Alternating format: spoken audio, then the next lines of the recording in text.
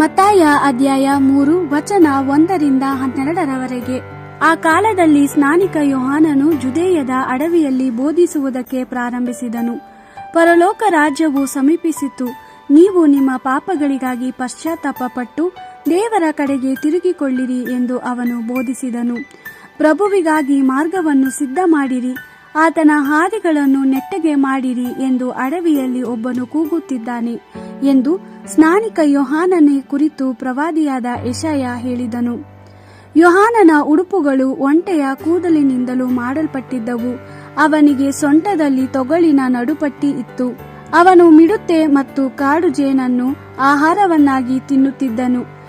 ಜನರು ಯೋಹಾನನ ಉಪದೇಶವನ್ನು ಕೇಳಲು ಜೆರುಸಲೇಮಿನಿಂದಲೂ ಜುದೇಯ ಮತ್ತು ಜೋರ್ಡಾನ್ ನದಿಯ ಸುತ್ತಲಿದ್ದ ಎಲ್ಲ ಸ್ಥಳಗಳಿಂದಲೂ ಬರುತ್ತಿದ್ದರು.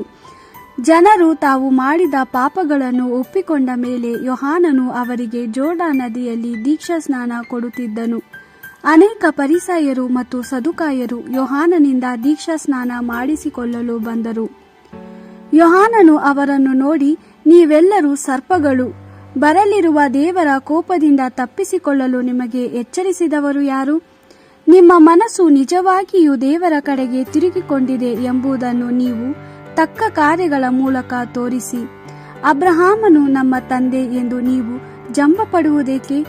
ದೇವರು ಅಬ್ರಹಾಮನಿಗಾಗಿ ಇಲ್ಲಿರುವ ಬಂಡೆಗಳಿಂದಲೂ ಮಕ್ಕಳನ್ನು ಸೃಷ್ಟಿಸಬಲ್ಲನು ಎಂದು ನಾನು ನಿಮಗೆ ಹೇಳುತ್ತೇನೆ.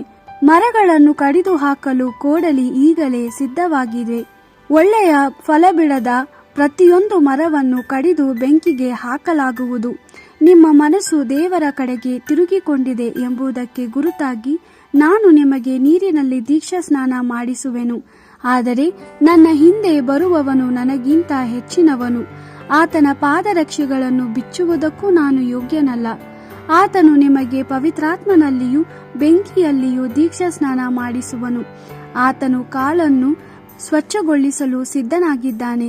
ಆತನು ಕಾಳನ್ನು ಹೊಟ್ಟಿನಿಂದ ಬೇರ್ಪಡಿಸಿ ಒಳ್ಳೆಯ ಕಾಳುಗಳನ್ನು ಕಣಜದಲ್ಲಿ ತುಂಬಿಸಿ ಹೊಟ್ಟನ್ನು ನಂದಿಸಲಾಗದ ಬೆಂಕಿಯಲ್ಲಿ ಸುಟ್ಟು ಹಾಕುವನು ಎಂದು ಹೇಳಿದನು. ದೇವರ ವಾಕ್ಯವಿದು. ದೇವರಿಗೆ ಕೃತಜ್ಞತೆ ಸಲ್ಲಲಿ.